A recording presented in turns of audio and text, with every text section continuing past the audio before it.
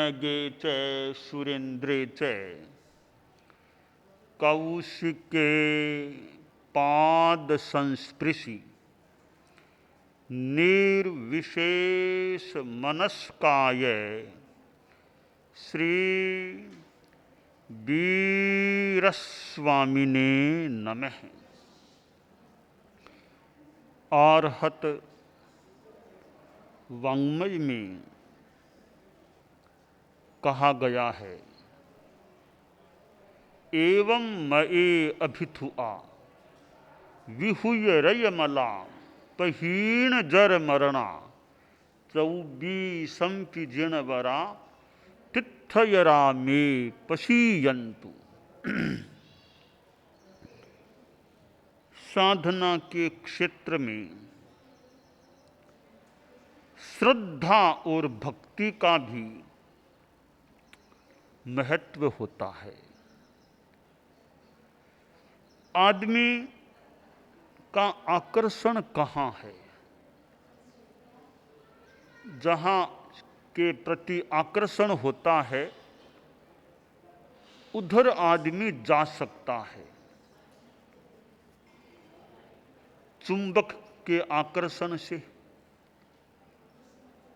लोहा खींच सकता है आश्रय, तो आदमी भी चुंबकीय आकर्षण से खिंचा आ सकता है। महत्वपूर्ण प्रश्न है कि हमारा आकर्षण किधर है। ये श्रद्धा, आकर्षण, भक्ति भीतर में सब एक में एक से होते हैं, ऐसा लगता है।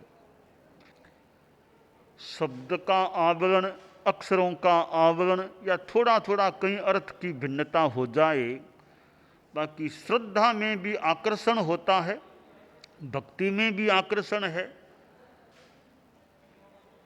तो ये एक परिवार के मानो शब्द हैं। हमारी भक्ति किसके प्रति हो और भक्ति कैसी हो और भक्ति क्यों हो, किसके प्रति भक्ति हो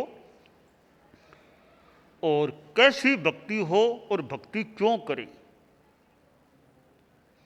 हमारी भक्ति उसके प्रति होनी चाहिए जो हमारा कल्याण कर सके या कल्याण में निमित्त बन सके, उसके प्रति हमारी भक्ति होनी चाहिए।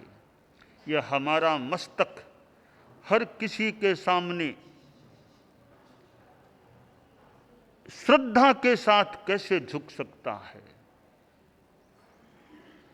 तो यह उत्तमांग है, मस्तक उत्तमांग, वो झुक एकदम प्रणत होता है। तो ऐसा कोई भक्ति का केंद्र हो, श्रद्धा धाम हो, श्रद्धा केंद्र हो, उसके सामने झुके हुए तो ठीक है। बाकी हर किसी के सामने वो श्रद्धा प्रणति युक्त शिरो नमन क्यों हो और कैसे हो। तो पहली बात है, हमारी भक्ति किसके प्रति हो, हमारी भक्ति का केंद्र कौन हो। तो इसका उत्तर मैं देना चाहूँगा कि जो हमारा कल्याण करने वाला हो या कल्याण में निमित्त भूत बनने वाला हो, उसके प्रति भक्ति होनी चाहिए। और भक्ति है तो फिर उसमें जान होनी चाहिए। ऐसा नहीं अभी तो भक्ति है, अब थोड़ी देर बाद भक्ति नहीं है, फिर भक्ति है। वो अनौचित्यपूर्ण यो भक्ति में परिवर्तन नहीं होना चाहिए। तो भक्ति किसके प्रति हो? कल्याणकारी के प्रति हमारी भक्ति हो। नंबर 2, भक्ति क्यों करें? कि हमारा कल्याण हो सके, इसके लिए भक्ति करें। निर्जरा हो, आगम में कहा गया है, बंधनेन बनते जीवे किंग जनयी। बंधन करने से जीव क्या प्राप्त करता है? नीया गोयम कम्मम खवेई उच्च गोयम कम्मम निबंधई। बंधन करने से नीच गोत्र कर्म का निर्जरण होता है उच्च गोत्र कर्म का बंध होता है, तो बंधन से हमारा कल्याण हुआ, कर्म कटे हैं। तो भक्ति क्यों करें? भक्ति इसलिए करें कि हमारा कल्याण हो सके, हम सही दिशा में आगे बढ़ सकें। तो भक्ति कल्याण के लिए करें। और भक्ति कैसे करें? कैसे करने में एक बाह्य उपचार भी होता है और भीतरी भक्ति भी होती है। मूल तो भीतरी भक्ति, भीतर में प्रणमन का भाव होना चाहिए, कुछ समर्पण का भाव हो, भीतरी आकर्षण हो। केवल दिखावे मात्र की भक्ति नहीं, भीतर में जान भीतर में होती है, बाहर में जान भीतर में होती है। बाहर तो एक आवरण हो सकता है, रूप हो सकता है, अब शरीर है, बाहर तो रूप दिखता है, जान तो भीतर में होती है, प्राणवत्ता। तो भक्ति में प्राणवत्ता होनी चाहिए। इस प्रकार की ऐसे भक्ति करें। और प्राणवत्ता तब आती है जब अंतर मन में वो समर्पण का, सम्मान का भाव हो। बाह्य भक्ति का अपना महत्व है, बाहर उपचार का भी अपना महत्व है। कि जैसे अपने गुरु आए, खड़ा हो गया आदमी भी, गुरु आए, खड़े हो जाओ, हाथ जोड़ो, नमन कर लो, ये एक बाह्य रूप है भक्ति का। पैरों में हाथ लगा के, मस्तक लगा के वंदन करो।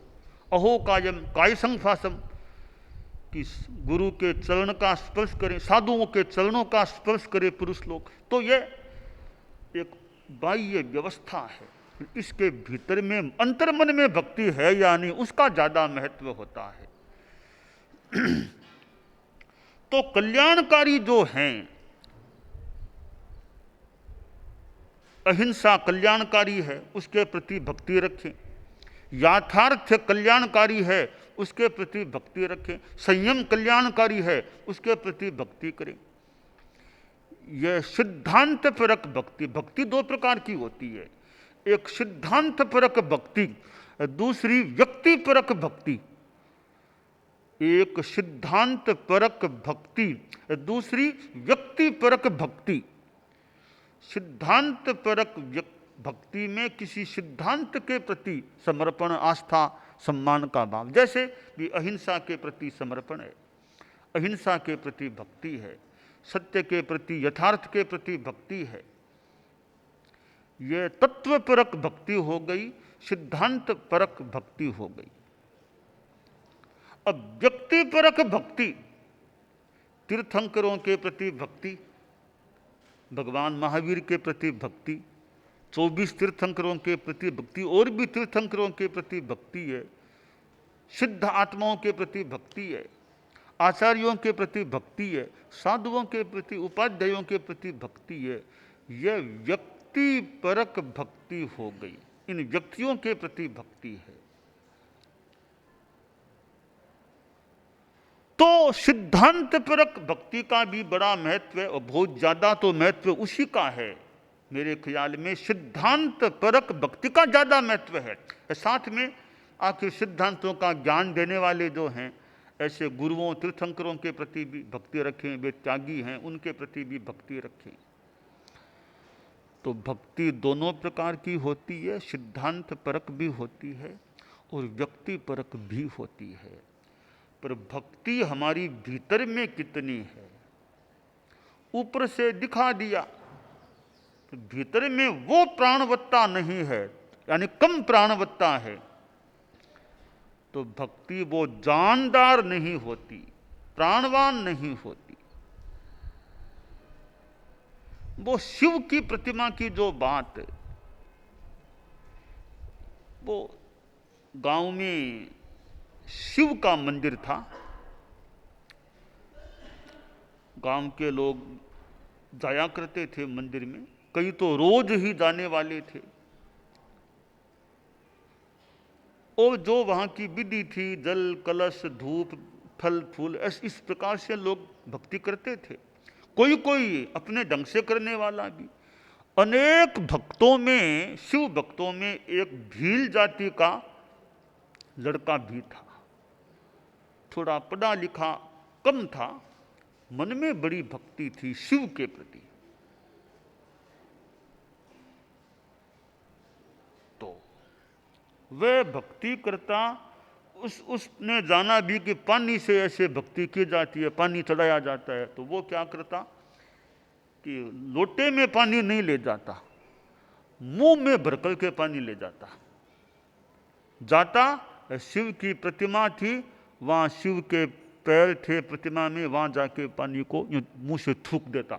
हम थूकना कर दे, वो अपने ढंग से भक्ति करता था कि पानी चढ़ा दिया। रोज का उसका क्रम था। कई लोगों ने देखा, रे कि ये थोड़ा क्या लड़का कैसा है, ये पानी थूकता है, हमारे आराध्य उनमें ये पानी थूकता है। सोचा कभी इसको समझाएंगे कि ऐसा नहीं करे। कई दिन बीते। एक दिन की बात, वो लड़का सबसे पहले पहुंच गया। थोड़ी ही देर बाद कुछ दूसरे 5-7 लोगों की टोली भी आई, वो भी भक्त थी शिव की। तो जो 5-7 लोगों की टोली जो ही मंदिर में प्रवेश कर रही थी, तो देखा रे उस लड़के के साथ तो साक्षात शिव बातचीत कर रहे हैं। उस लड़के से बहुत प्रसन्न मन से हंसते खिलते लड़के के साथ बातें खुद शिव कर रहे हैं। सोचा यह क्या नजारा है, शिव साक्षात आए हुए हैं, इस लड़के से जो थूकता है पानी उससे बातें करते हैं कि हम भी दाएं, कुछ चरणों में हाथ लगा लें, कुछ बात हम भी कर लें। लोग दौड़े, तब तक वो जो कथा में जो भी बात है, शिव अदृश्य हो गया। लोगों ने आपस में बात की, रे भगवान भी कैसे भोले हैं, इस लड़के से तो बेहुदा बच्चा या थूकता है प्रतिमा मेरे, उससे तो बातें करते हैं। हम लोग फल फूल सब विधिवत भक्ति करने वाले, वे आए तो अदृश्य हो गए। ये क्या भगवान, भगवान तो भोले हैं, ये तो हमारे भगवान भोले हैं, वरना हमसे तो पहले बात करनी चाहिए, इतनी अच्छी भक्ति करते हैं। यूं वो लोग बतिया रहे थे। ठीक है, थोड़ी देर हुई, लोग चले गए। अगले रोज फिर वो सुबह सुबह लोग आए, वो लड़का भी आया और भी कई लोग आए। देखा प्रतिमा जो है शिव की, एक आंख टूटी हुई है। तो लोगों ने तो आपस में बातें की, रे यह क्या हुआ, प्रभु की आंख कैसे चली गई रे, ओहो यह क्या हो गया, बहुत बुरा हुआ, आंख टूट गई, चली गई, फूट गई। ऐसे वो 2-4 मिनट बातें की, फिर जाने लगे। वो लड़का भी था, देखा रे आंख फूट गई, प्रभु की आंख चली गई, मैं कैसे देख सकता हूं इसको। तत्काल चाकू पास में था, अपने आंख को निकाला, उस प्रतिमा की अपनी आंख लगा दी कि मेरी आंख भले जाए, प्रभु की आंख तो पूरी रहनी चाहिए। अपनी आंख, एक आंख वाला हो गया। फिर तीसरे रोज फिर वे लोग आए, और लड़का भी था और भी लोग थे, कीर्तन भजन आदि हो रहा था। कीर्तन भजन के बीच जोर से आवाज आई कि सुनो भक्तों, तुम लोग बात कर रहे थे कि इस लड़के से बात करते हैं और हमसे बात नहीं करते हैं। देखो प्रतिमा में आंख फूटी हुई थी, कई लोगों ने बातें तो कर ली, संवेदना व्यक्त कर दी, क्या हुआ, आंख चली गई, क्या हुआ, कैसे हुआ, संवेदना व्यक्त कर दी। पर अपने आंख निकाल कर देने वाला और कोई नहीं था, एक यह लड़का था, अपनी आंख यहां लगा दी। तो तुम बात कर रहे थे ना कि शिव भोले हैं, इस लड़के से क्या बात करते हैं जो बेहुदा है, पानी थूकता है। ये पानी थूके, इसका तरीका अपना है, इसका उद्देश्य अवहेलना करना नहीं, इसका तरीका यही है कि इस प्रकार पानी से अभिषेक करूं या अर्घ्य चढ़ाऊं, जो भी इसका अपना काम है, इसके मन में मेरे प्रति भक्ति है। 2 शब्द आते हैं, बहुमान और भक्ति। इसके मन में अंतरंग भक्ति है, मजबूत भक्ति है, प्राणवान भक्ति है, वो भक्ति मेरे लिए चुंबक बन गई और मैं उस भक्ति से खिंचा हुआ आ गया, इसके साथ बातें करने लग गया।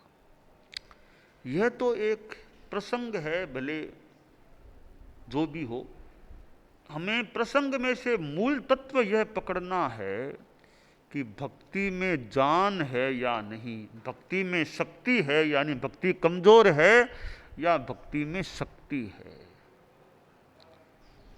तो भक्ति भी शक्तिमती होनी चाहिए, और भक्ति में प्रगाढ़ भक्ति है तो शक्ति भी वहां हो सकती है। तो शक्तिमती भक्ति हो।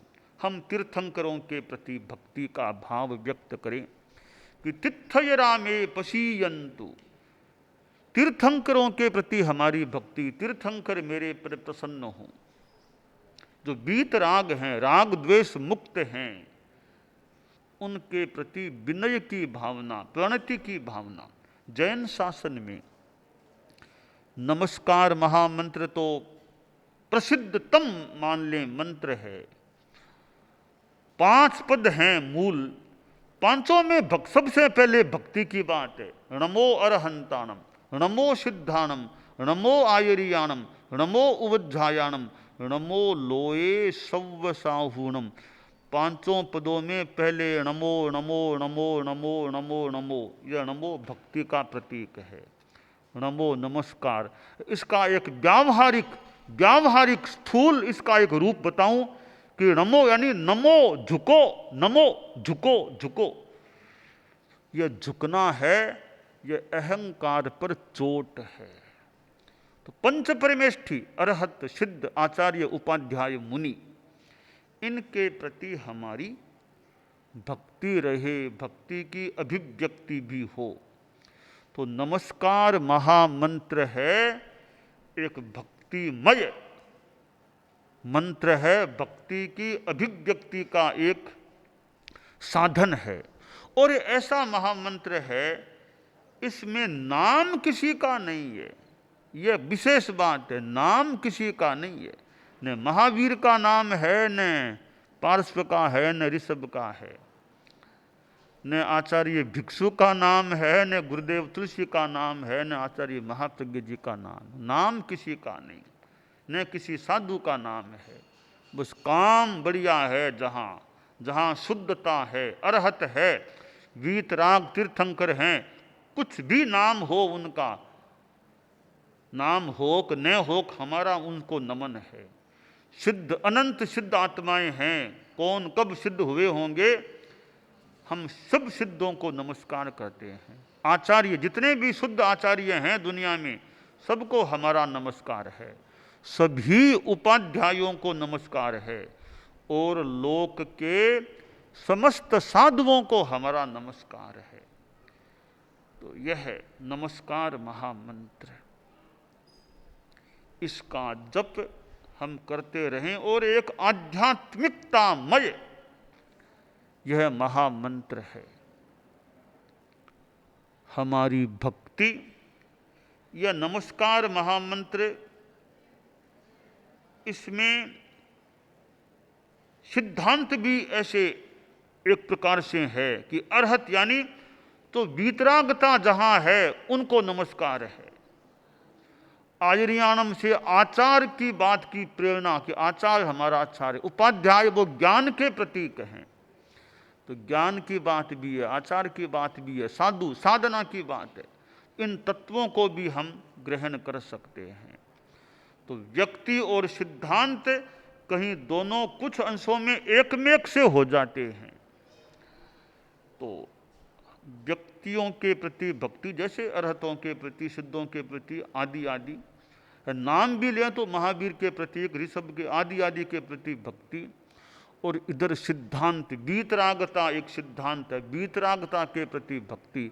तो हम जानदार प्राणवान आध्यात्मिक भक्ति का प्रयोग करें, कल्याण की दिशा में आगे बढ़ सकेंगे।